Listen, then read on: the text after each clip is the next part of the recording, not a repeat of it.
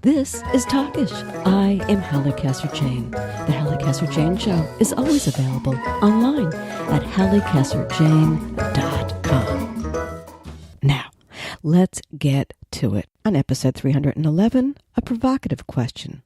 Can Christianity survive Trump? And another question. How is it that against all odds, Judaism has survived?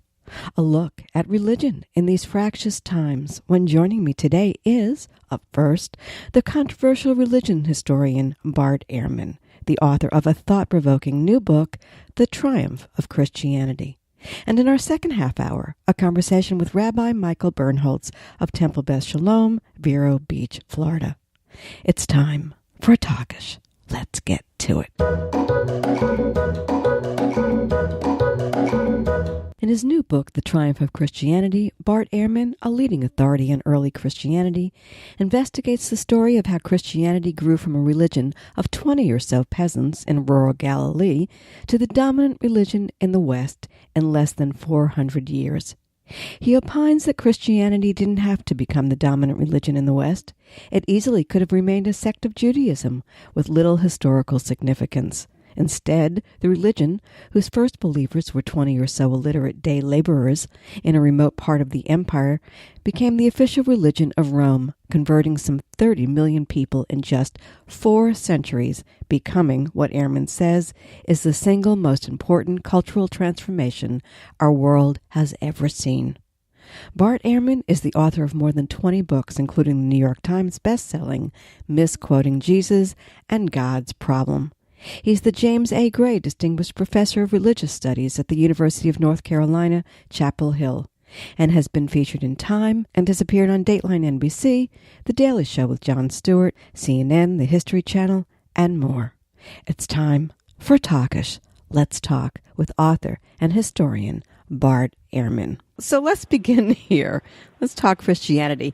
You know, there's some who might call me heretical for saying this, but is it possible that Christianity was the first religion to go viral? Have you thought of that? Yeah, well, that's how we originally thought we would promote the book. Is that it absolutely went viral, and there was nothing like it before. Never was a religion that took over an entire empire the way Christianity took over the Roman world. You know, it is fascinating. If you think of it in terms of that, it does place a slightly different, color on it, if you will. The title of the book is The Triumph of Christianity. And, you know, we could go 1,000 ways on that word, the triumph. But since you chose the title, I want to know exactly what you meant by triumph. So when I wrote the book, I wanted to talk about how Christianity became the dominant religion of the empire, and you know, from a Christian point of view, they certainly won out. I mean, they were trying to defeat the other religions, and they did so. So it is a triumph from that sense. But I also say in the book that I don't try to write the book from a triumphalist point of view, by which I mean it's not that I'm celebrating the fact that Christianity won. I'm simply giving the historical information about how it happened. And in my view, there are absolutely good things that came out of it. I mean, whether you're a Christian or not, I mean, we all cherish our heritage, our music and our art and our literature, our philosophy. We cherish these things which were made incalculably different by the triumph of Christianity, but there were also things lost in the process. And so in the book, I talk about both things that were won and things that were lost. I was interested in your saying that, the triumph in terms of art and culture and things like that. What do you mean by that specifically? Well, you can take any of these areas. I mean, you just take music. I mean, the classical music that we know and love, you know, you couldn't have had a Bach or a Mozart without Christianity. I mean, because their art forms, their forms of music are developments out of the earlier forms of music that came down through the Middle Ages, and all the music in the Middle Ages came out of Christian monasteries. It's a very Christian form, and so the kinds of Western culture we have, you can say the same thing with art. I mean, just think about medieval art or art in the Renaissance. I mean, it's Christian. or literature. You can't understand literature without understanding Christianity. So my point isn't that we wouldn't have had any music or literature or art without Christianity. What I'm saying is that what we cherish in our culture can't be understood apart from understanding that Christianity was the dominant cultural force of the West for many, many centuries. The only reason I say that is because there are certainly many Jews and others who created great art and great music as well. So I was lost. Absolutely. I was lost in that. No, absolutely. Yeah. No, absolutely. There was great pagan art too, and right. And one of the problems is that so much of that pagan art was destroyed. And so that was a loss. So I'm not saying that it's necessarily a good thing that our culture was dominated by Christianity, but it is a historical reality that it was, and that's what makes the subject of this book so important, I think, is to understand how that happened. Here's another. This is just how my mind works, Bart. The book subtitle is "How a Forbidden Religion Swept the World." Speak to us in terms of the context of forbidden. Me being who I am, I have to ask about the forbidden aspect. Some people are to that which is forbidden, sort of like flies to fly paper. Maybe I'm fooling with you. Maybe I'm not. Right. But what about that being said, why should it matter to anyone that Christianity took over the Roman Empire? Talk to me in all of this. Well, I think if it was just a matter of Christianity taking over the empire in the first 400 years of Christianity, if that was the extent of the matter, then it would just be an interest of people who are, historically oriented, who have certain kind of strange antiquarian interests, people like me. But the point is, the one I was saying earlier, is that when it took over the Roman Empire, it became the religion of Western civilization. So, of course, there were other religions. I mean, Jews continued to live and down through the ages, and there are other religions. Islam rose and all that. But the reality is that our entire cultural heritage is dependent on the fact that Christianity took over the Roman world. If they didn't, then the Roman world would have remained pagan, which means polytheistic. Islam never would have risen, and the world today would be polytheistic. And so everything that we cherish in our culture would have been completely different, not just a little bit different. It would have been unrecognizable. So I think it's a really important question about how it happened. Judaism was a monotheistic religion. Yes, it was.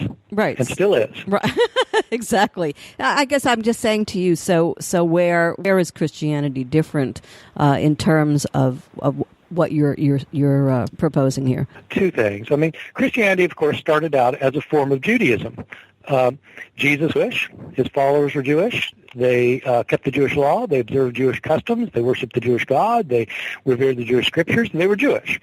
And after Jesus died, some of his followers said he got raised from the dead, and they came to believe that he was the Jewish Messiah. And so, but they thought that since Jesus was the Jewish Messiah, sent from the Jewish God to the Jewish people in fulfillment of the Jewish scriptures, to follow Jesus, you had to be Jewish. And so that meant that anyone who believed in Jesus had to convert to Judaism. That if you're a man, you had to be circumcised, male or female, you had to keep the Sabbath and observe kosher food laws, and so on. So Christianity started out as a Jewish religion, worshiping the Jewish God, and but it ended up splitting with Judaism. It split over Judaism principally over the question of who Jesus really was, because Christians wanted to claim he was the Messiah, and non-Christian Jews thought that was crazy. The Jewish Messiah, there were various expectations of what the Messiah was going to be, but all of them thought that he was going to be a figure of grandeur and power who would destroy the enemies and set up God's kingdom in Jerusalem. Jesus certainly didn't do any of that. He didn't destroy the enemies. He was arrested and humiliated and publicly tortured to death. So, that was just the opposite of the Messiah. And so most Jews absolutely didn't accept the Christian claim, which is what led Christianity then to become a different religion from Judaism, a non-Jewish religion. I'm going to divert to the Emperor Constantine now, because this is important to the story that you tell in this terrific book. And by the way, I want to tell people that this is eminently readable. This is so deliciously readable. I have to give you credit for this, because what could be virtually very boring, maybe, if you're not a scholarly top. It's amazing how, It's amazing how boring you can make things. Yeah. You're right, but you don't do that, and I want everybody to know that I started up to just start to read a little bit of it, and then I went, no, wait a minute, this is divine. Keep going. But so I'm glad. I want to sell that for you. And so there I go. But let's go back to Constantine, because I think this is important, and I know you think it's important, so talk to me about Emperor Constantine.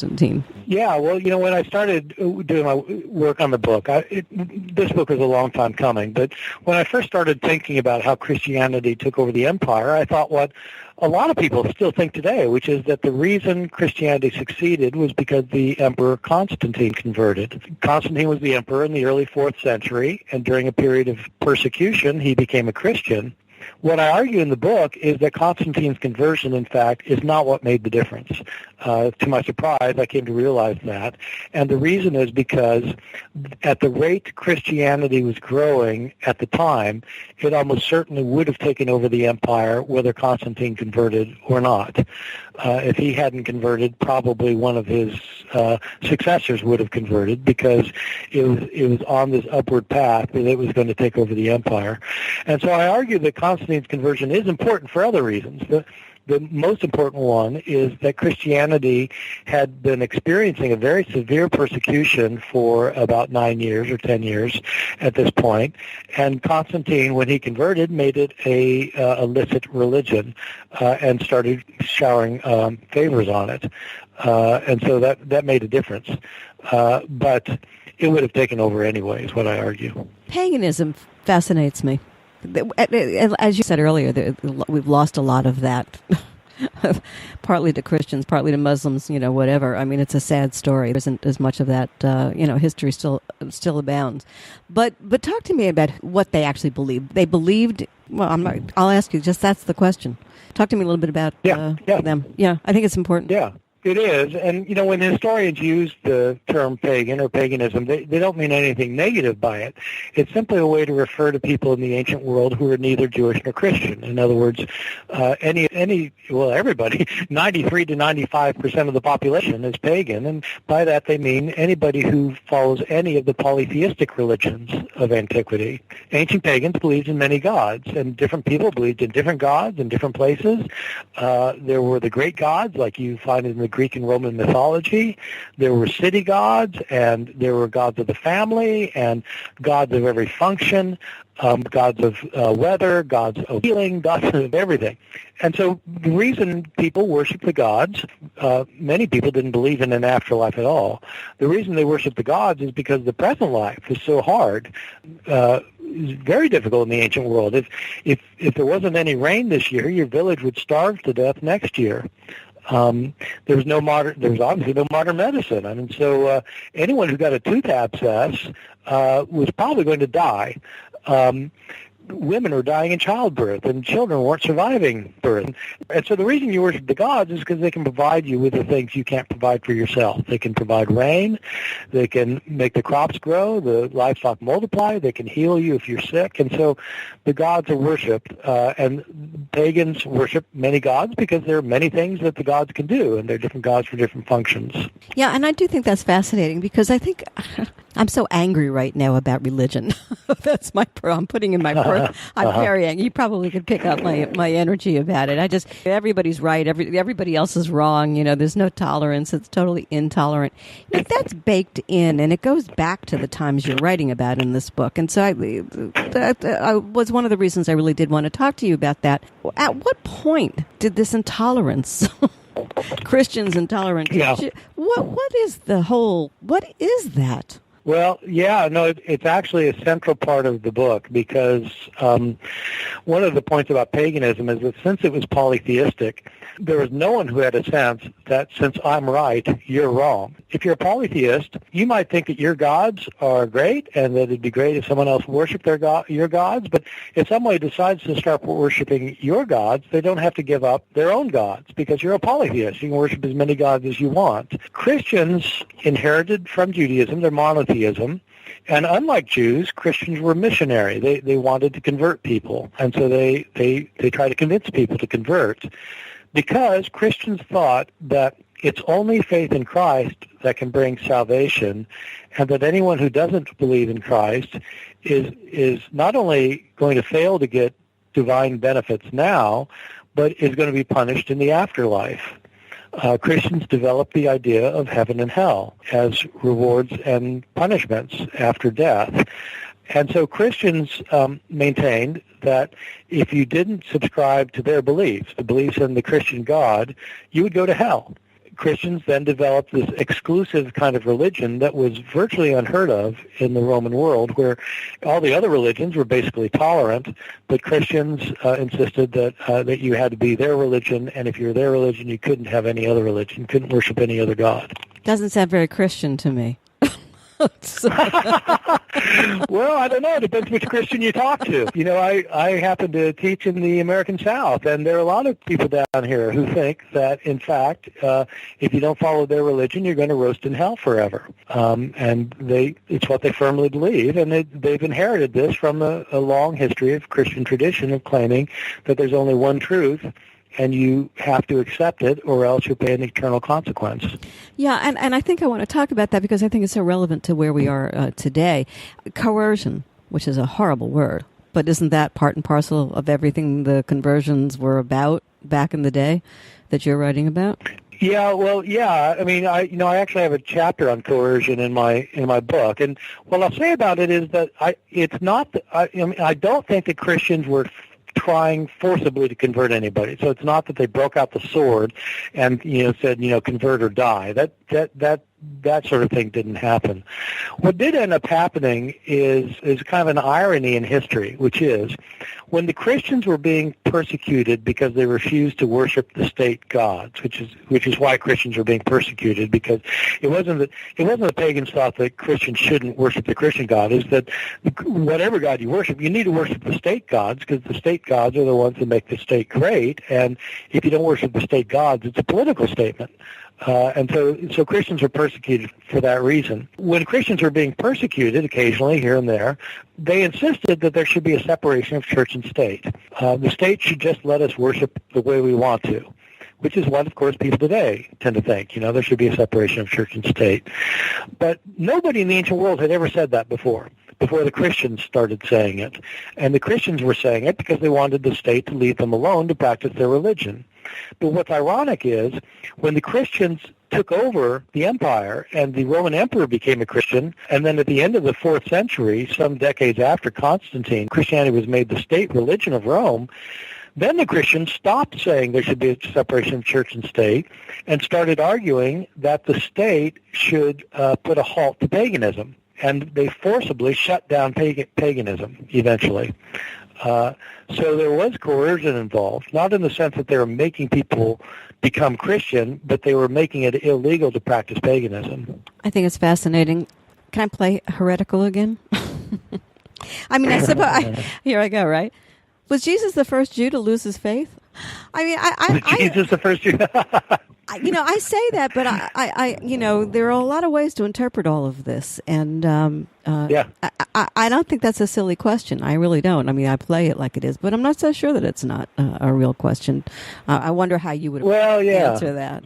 Yeah. Mm-hmm. So the way I used to have my students debate the topic resolved. Jesus was a Christian. The idea is, did he leave Judaism to adopt something else? And I personally think the answer to that's no.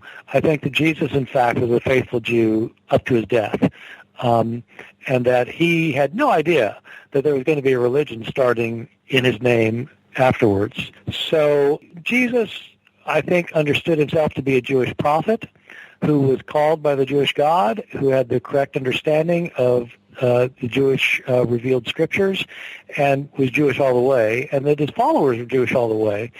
And Christianity doesn't start becoming a different thing until you get to someone like Paul. The Apostle Paul started out as a persecutor of Christians, a Jewish persecutor of Christians, but eventually he had a vision of Christ of some kind, and after his death, and thought that Jesus had been raised from the dead. But he came to think that Jesus' death and resurrection is what brings about salvation, not being Jewish or keeping the Jewish law, and that anybody could be a follower of Jesus, Jewish or not.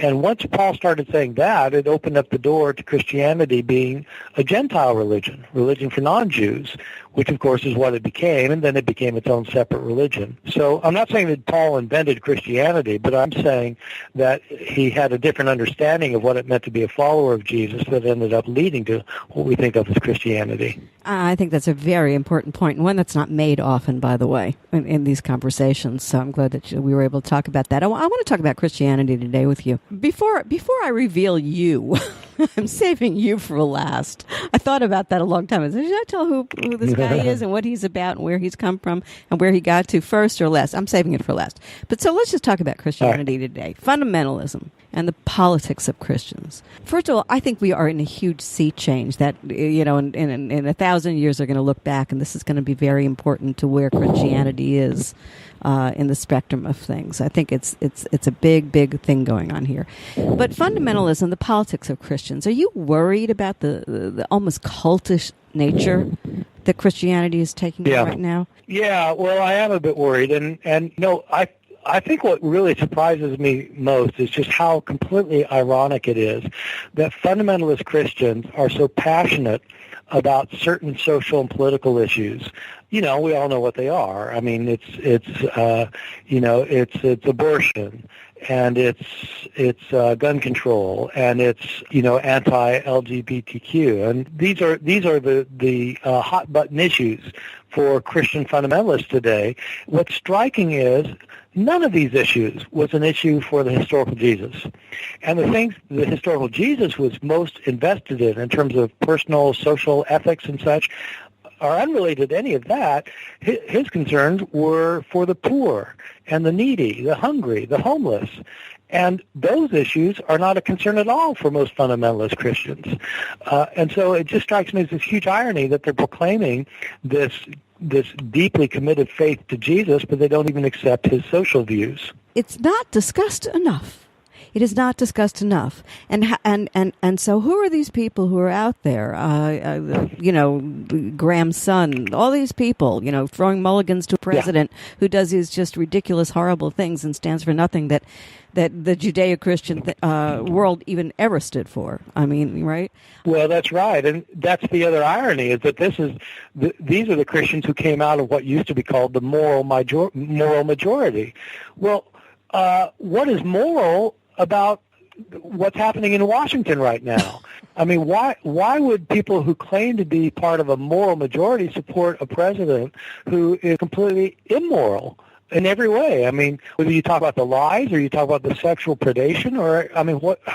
So, yeah.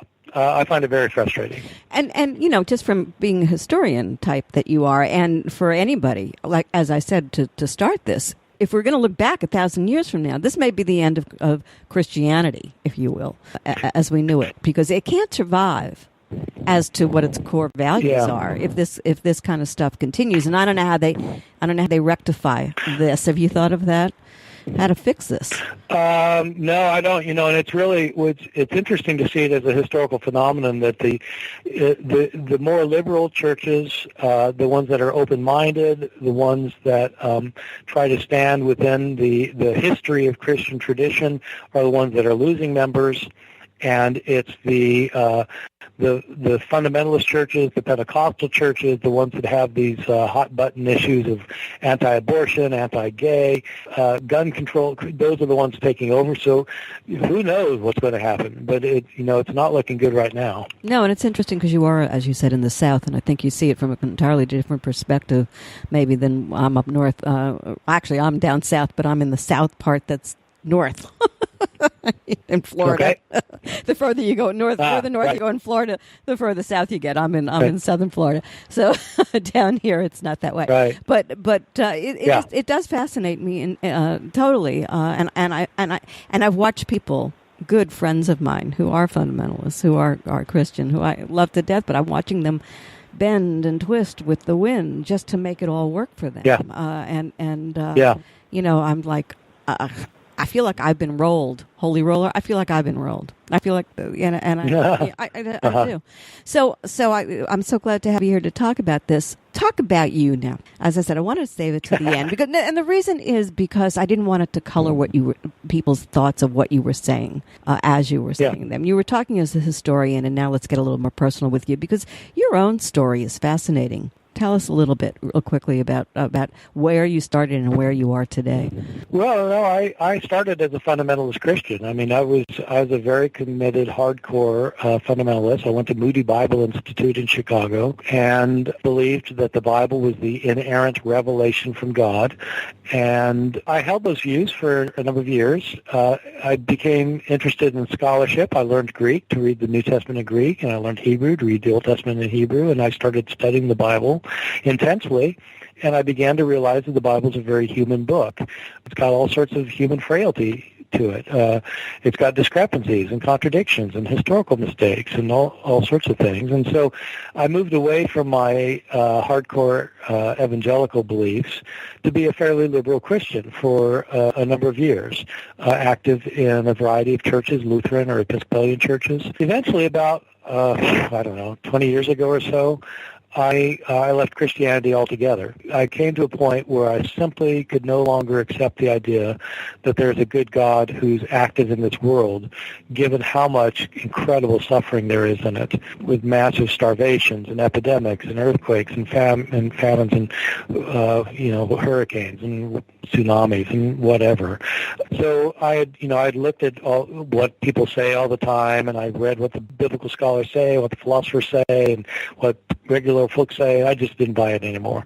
And so I left Christianity altogether. So now I consider myself an agnostic. And that might be confusing to people to get confused over agnostic versus what? Don't believe God at all. Can you just give us a little on that? Atheist. Yeah, well, when I became an agnostic, I thought that agnostic and atheist were two degrees of the same thing. That agnostics are simply windy atheists, and that atheists are simply arrogant agnostics. that agnostics say, I don't know, and atheists say, no, there's not. And so I don't think that anymore. What I think now is that agnosticism has to do with what you know, and atheism has to do with what you believe. So if somebody were to ask me, do you know whether there's a superior divine being in the universe? I'd say, no, I don't know. How would I know? I'm agnostic. But if somebody says, well, do you believe there's one? Then I'd say, no, I don't. I don't think there is. And so I'm both an agnostic and an atheist at the same time. So am I supposed to ask you, what do you believe? I believe this life is all there is. And rather than making me despair or become a nihilist, it has brightened up my life considerably. I think that since this life is all there is, that it's not a dress rehearsal for something else. And so I try to cherish life as much as I can for as long as I can. And I try to cultivate all the good things in life. Family, friends, loving what I do, loving the world around me. I think it's an amazing place. And I think that a life of love is the best way to live life, and that you can't be fully human unless you are loving, not just for yourself, but loving of other people and taking care of those who are in need.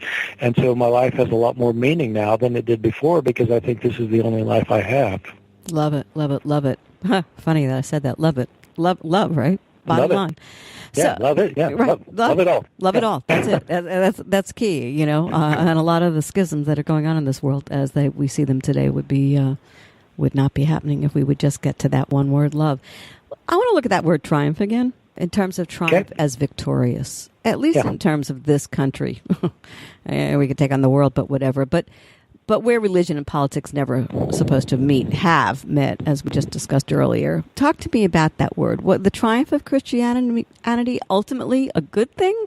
Or maybe one man's triumph is another man's loss? Or where are we on that word triumph? Yeah, well, that's what I think. I think, so by triumph, once again, I'm not using it in a sense that I think it's necessarily a good thing.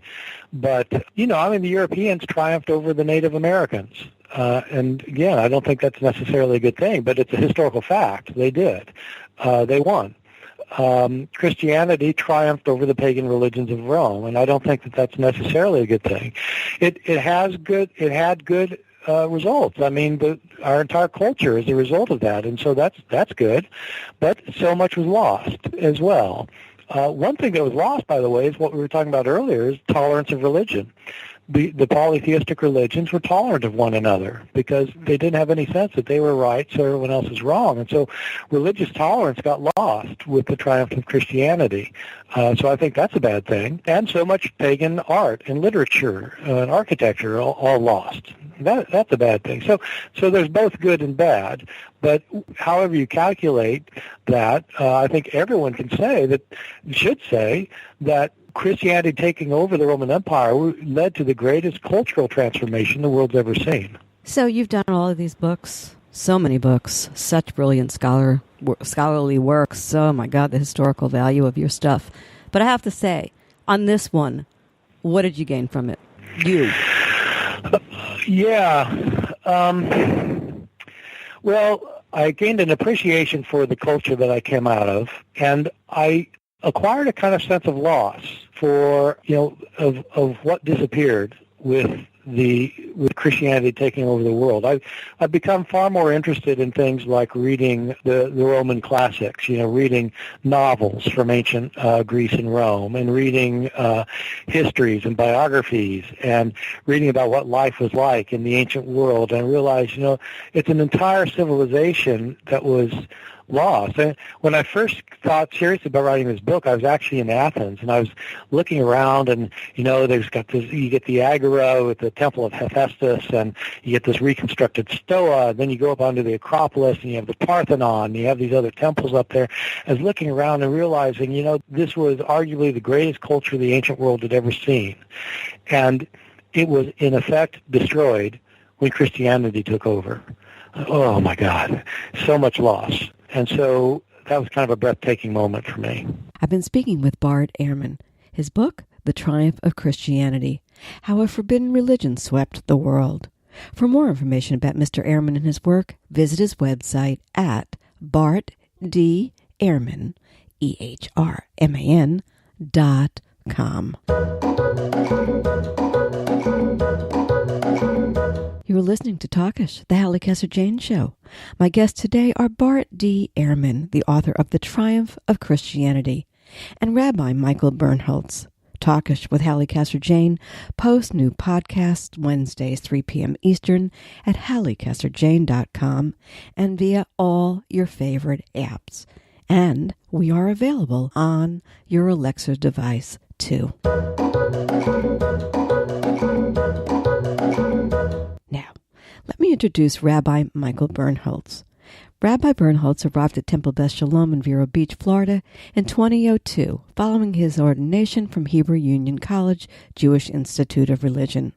Over the years that Rabbi Birnholz has been in Indian River County, Florida, he's enthusiastically shared his Roush and Kosh, spirit and strength, with the many diverse generations and facets of the Jewish community, as well as with the area community at large. He has participated in a wide variety of opportunities to teach and preach Jewish values and wisdom, not only to his congregation, but to the diverse community. Judaism, religion, spirituality, anti-Semitism, Passover. It's time for Talkish. Let's talk with Rabbi Michael Birnholz. So, Rabbi, I want to talk to you about the triumph of Judaism. And maybe that's not the right word. It's survival, maybe. How do you see the fact that against all odds, Jews and Judaism are still here? Well, maybe it's the meshugana of Judaism, a little bit of the craziness, or maybe the chutzpah of Judaism. I think that's been incredible, that survival and that ability to keep moving and to get through and around and over and above different obstacles throughout history is part of the power of Judaism. I like the words that you used. I want to define Judaism. I think that a lot of non-Jews really don't have a clue who Jews are and what their basic tenet of belief. I mean, the word that comes between many religions and Judaism is Jesus. What would you say? How would you define Judaism? So one of the best definitions I've seen is faith family. Because there's aspects of religion and faith in it, and then there's also these aspects of family, of tribe, of culture. that are with it too. And Judaism is this faith family that grew out of one of our ancient ancestors, Abraham and Sarah. As we tell the story through Torah, that they had connected with the divine in a very particular way, and then over the generations there were various covenants that were formed between Abraham and Sarah and God, and then all of their descendants and God as they move through history. And the different things that you see that come through Judaism is that the goal of Judaism is to make the world a better place, number one, and then number two, create both a community and individuals that are living to their highest moral and intellectual potential. That is a cultural thing. That is not political. And I bring that up because lately I have been hearing talks of, you say the word community, and you get back socialism, or you get back some weird things with that. There's anything that you could say on that subject? Well, a community is a group of people interacting with each other. And Judaism's always seen itself as a communal structure, that you have individuals who are living out the story of connection between God and Abraham, but then it's built from those individuals working with families, working with community. You'll hear a term called minyan, that you need to have 10, in the story of Sodom and Gomorrah, there's actually a time when Abraham is arguing with God over what will rescue the city from destroying itself, and the answer becomes 10 people engaged in the betterment of the city. And so it's community. It's a group of people all working out the story, its sense of time, its sense of culture, faith, religion, language, food, all of those different things, trying to both make themselves better and also make the world a better place. Is that different than the main other religions? Well, within any of these different religions, you're going to have people that are defining it in different ways. I certainly have, in my experience, I've come across Christian communities functioning in that way, Muslim communities functioning in that way. And so I think among all these different religious groups, you're going to find them building communities in similar ways. Yeah, I do like the word community, and I'm glad to see that word has become a major part of our lexicon these days. Maybe we got away from that, and that's not a good thing. So you're a rabbi in a relatively small town, Vero Beach, Florida. Not a lot of Jews in Vero Beach, Florida, changing a little bit. I suspect many would be surprised to learn that there is even a temple in Vero. So talk to me about this, because I think that your experience isn't all that different than a lot of other rabbis who are in the diaspora. What's the experience for you as a rabbi in a small, predominantly non-Jewish community? Can we all get along? I've seen lots of times where people get along, that are supportive of each other, and it's huge and it's powerful. The more times I engage in interfaith cooperation and interfaith dialogue, how much stronger it makes my sense of connection to my own religious faith, my understanding of my own religious story, by seeing other people process their own religious experiences and being able to wrestle back and forth with each other about how do we make sure that we're connecting in a meaningful way with our experience and our religious traditions. It must be interesting to speak to the other faith leaders in the community. Do you work together to foment some kind of a bridge between all the different groups that you come across? In an age when, I'm going to say this, Rabbi, anti-Semitism is clearly on the rise, not just here, but everywhere. Just recently, a French Jewish woman who had survived the Holocaust was stabbed and burned by her Muslim neighbor. Talk to me about that and living in a neighborhood where there are many. Well, the challenges of being in a small town is, number one, there's less of a critical mass of Jewish community to create Jewish opportunities for experience. That's one of the things we see. And the second thing is that there are people that don't have as many experiences with Jewish people or Jewish tradition. And so, in Vero, in part, it's because it's such a small town, it's very monolithic in culture and outlook. And so it's a lot of folks in Vero don't have a lot of experience with other, whether the other is somebody of a different race or a different religion. And so that's one of the biggest things people aren't used to when they start talking about religious community. Their default is church because there aren't a lot of religious communities that aren't church in this area. How do you bridge that gap? How is part of the role as rabbi? By the way, the word rabbi, teacher, right? I mean, virtually, that's. I am not holier than anybody else. I teach about Judaism, and I lead a lot of our rituals because of my education. Right, that I understand. So when you run across, which I'm sure you do, being viewed upon as the other, how do you respond? I just bring the Judaism that I know that talks about making the world a better place, about looking for holiness in the world, and about taking care of humans around us. Tomorrow I'll have an opportunity to go and do the invocation at the county commission, and the day after that I'll be at one of the private schools here. They're doing a whole interfaith program about religion and identity that I'll participate in. And so that's part of the answer is I find ways to be as present and active in the wider community to bring the presence of Jewish community out into the wider community and be able to teach from our Jewish value and our Jewish stories.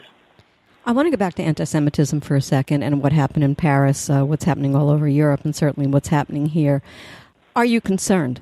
There are moments of concern, and I don't know that it matters what the generation is. We just were in the midst of Passover, in the midst of the story of what Vero did in Egypt, using xenophobia, using fear of the other, using intolerance as a way of getting political power. That was a story 4,000 years ago. Here we are in our own time where you can see people trying to divide the community and divide the world, trying to get people to respond to polarities, looking for ways of dividing and conquering, and looking for scapegoats for all of their problems in the world. And so we see it in this world, and then you see it in the past, and I'm called on as from my faith and tradition to be an upstander about how do we work together and how do, when people seek to polarize or people seek to dehumanize other, how can we make sure we're protecting the people who are vulnerable in our world? I think the best place to go after that would be to morality and ethics. Are we failing in that? Is society given its way to not upstanding, not being moral, anything goes? Is that dangerous? Talk to me. I think our biggest problem is that a lot of times we look at the world and we say it's somebody else's problem. I think people have a strong sense of spirituality, and I think they have a strong sense of ethics. It doesn't always get played out as necessarily a connection to an organized religion, and that's where you see our world becoming more secular. I don't think it's necessarily in Israel. They say that it's very secular because most of the Jews in Israel don't necessarily act out their Judaism by going to synagogue or being in a formal religious institution, but the religion and the culture is embedded into their daily life. I think that happens for a lot of folks, that they don't necessarily belong to a religious organization, and in part because one of the things I hear is a lot of they see a lot of hypocrisy in religious organizations. And so there is secularization. I think there's a lot of, especially with the internet, especially with the way our media and our technology works, there are places where I think it's the same ethics. I think people's ethical choices get displayed a lot faster and a lot further very quickly. In the same breath, I think it's the same human tapestry where people are really struggling for an hour, and a day by day to make meaningful choices to take care of themselves, to take care of their families, to take care of their children, and take care of the world. When you see kids today, which you do, in synagogue and with the different programs for young Jewish kids, do you see a difference in those kids? Or because they're there, you're assuming the parents like to see a religious education for their children, and the children or how we all were as kids, going to Hebrew school, doing whatever, liking it not so much, but glad as adults that we were given that background. Do you see anything different there? The biggest thing is technology. The technology has really changed how we interact and communicate with each other, and like anything in our world, it has its pluses and minuses. The ability to communicate, I can go on my computer and have a web conversation and video conference with people in Israel. I can work with rabbis from all over the country on a web conference. I can share resources with a colleague or with a student. So I think the technology has both the social media parts of it, the way that kids can communicate so quickly, the choices they're forced to make sometimes at a much younger age, that all gets intensified, and in the same breath, our ability to heal, care for each other, reach out and connect with each other has been greatly amped up. So I think the issues are the same. The way that we can interact with each other has changed. So back to Judaism as a religion, but back to Judaism as a spiritual religion. And I would say this of Christianity, of Catholicism. Are we losing the spiritual aspects of religion? Is that a problem? Can you ask one more time? I'm not sure I followed that. Okay. I'm saying that there is religion and there's organized religion, which is kind of taking it, on the chin a little bit from people. And then there's spirituality that's taught within the religion. I mean, and surely you understand the difference between religion and the spiritual aspects of religion, particularly in Judaism. Yes? So in Judaism, it's interesting. There's two terms. One is keva, which means the structure, the concrete something. It's like the balloon. And kavanah, which is the breath you breathe into the balloon. That's the creativity, the spirituality, the intention. And Judaism sees the two of them working in concert with each other. A story is the keva, that's the concrete. How you tell it, in what context, what values you bring out, that's the kavanah. And both of them have to be working in concert with each other. If it's all spirit with no structure behind it, without that sense of connection with other people, without that shared dialogue, it loses something. And if it's all ritual, if it's all action, if it's all law, and it doesn't help you be inspired and empowered in your spirituality, it's losing something. And so it's a dynamic system going back and forth between the two. That Judaism as an organized religion is giving you a sense of time, it's giving you a direction of action so that you can bring your spirit forward. It's spring. It's Passover. Mm-hmm. The story of Passover is certainly one of triumph, and we're talking triumph here. It's also a story of miracles. Talk to us about the universal message to the story of Passover. Well, the universal message is very simple. The Hebrew word for Egypt is Mitzrayim, which means a stuck and narrow place. And the universal message is that we all find ourselves in stuck and narrow places. When we tell the story of the Exodus from Egypt, it's speaking to us as a wider community. How do we relive that experience so that we're inspired to make sure that we ourselves are free and that we're making sure other people are able to live out to their fullest potential? And in the same breath, that we as individuals are really thinking about the places where we're stuck. In fact, right now we're in a period of time where we're shifting from Passover, in the midst of Passover, but we've also started something called the counting of the Omer, that every day you're supposed to count a day, and we go from Passover, from the Exodus from Egypt, and we go towards Mount Sinai. And that as we're making that march, that we're counting each day over that 50 days. It's the observance of the giving of Torah at Mount Sinai is called Shavuot or Shavuos, and that is the Hebrew for weeks, because it's a week of weeks. And in Christianity, they have a similar time frame for their story with Jesus, with Pentecost, and there's a Jewish counting of our own that goes from Egypt going towards Mount Sinai. And the goal of it is, as you count those 50 days, what are the little changes that you make each day in the way you move through the world, the way you look at the world, how you physically, emotionally, and spiritually move, so that by the time our community arrives to celebrate coming to Mount Sinai once again, that anniversary, and that we are really ready to stand in that place that is high and holy. And I say anniversary, and part of me says anniversary, and part of me says that we relive, because every year we're reliving that experience of standing at Mount Sinai and taking our inheritance of Torah seriously. Poetic. You made the Wall Street Journal, am I right? What was that? Did you make the Wall Street Journal, or did a Wall Street Journal report do a story on you? I ended up connecting with the Wall Street Journal. I do a number of biblical garden programs here, and I ran into a reporter from the Wall Street Journal and told her all about my garden failures, and that caught her attention. And so I got into the Wall Street Journal for my biblical gardening and for the fact that I wasn't very good at it. But so it was an exciting moment, and the garden is a perfect example.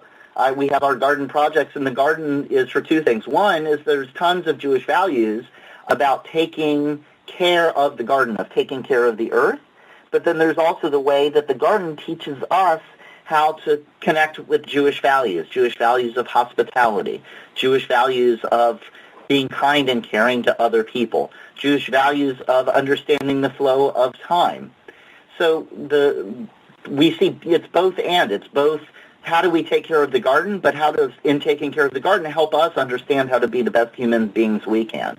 He has the most fabulous garden. I've seen it, guys. And although he says it's a failure, it's quite a lovely spot in the middle of a lot of chaos in the world, I have to say.